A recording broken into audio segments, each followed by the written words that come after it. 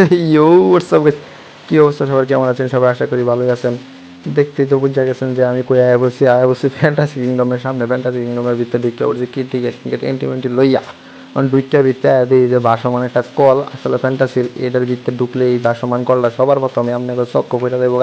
এই কলটা হয়েছে এই ফ্যান্টাসি কিংডমের ভিতরের মেইন আকর্ষণ। আসলে মেইন আকর্ষণ বললে ভুল হয়ে যাবো, আসলে ফ্যান্টাসির ভিতরে অনেক জিনিসই রয়েছে। দেখতে পাচ্ছেন বন্ধুরা, পরে এটা পারিয়াটার করছি গুহার ভিতরে আমরা ওয়াটার কিংডমের মধ্যে দেখে দেখে দূরি দূরি করতেছেন বৃষ্টি, আর ওখানে বৃষ্টির ভিতরে আমরা পানির মধ্যে নাম্বার লাগে। Let's go.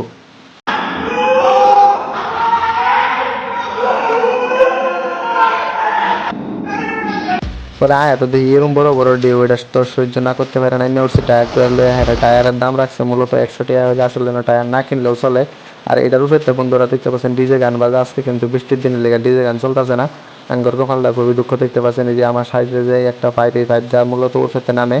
পরে আয়া পড়ছি একটু সাইডে, এই সাইডে আয়া দেখি যে শহীদ মিনার, স্মৃতিসৌধ, পরে আবার সংসদ ভবন টবন শেষ করে পরে আমরা ধরলাম আমরা দেখি যে ষাট গম্বুজ, বিশাল বড় এক ষাট গম্বুজ মসজিদ। পরে ষাট গম্বুজ মসজিদের পরে আয়রা দেখি যে লালবাগ কেল্লা টেল্লা দেখে আয়রা পরে একটু সামনে আয়া দেখি যে আহসান মঞ্জিল।